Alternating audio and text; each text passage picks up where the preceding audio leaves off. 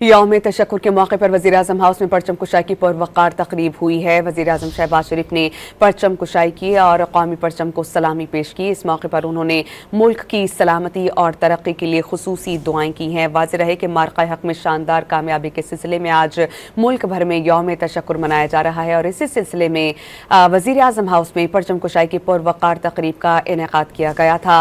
वज़ीर-ए-आज़म शहबाज शरीफ ने परचम कुशाई की और कौमी परचम को सलामी पेश की। इस मौके पर मुल्क की सलामती, तरक्की, खुशहाली और अमन व इस्तेहकाम के लिए खुसूसी दुआएं की गईं। वज़ीर-ए-आज़म हाउस में परचम कुशाई की पुरवक़ार तकरीब का इनेकाद किया गया था। वज़ीर-ए-आज़म शहबाज शरीफ ने परचम कुशाई की और कौमी परचम को सलामी पेश की। इस मौके पर मुल्क की सलामती, तरक्की, खुशहाली और अमन व इस्तेहकाम के लिए खुसूसी दुआएं की गईं।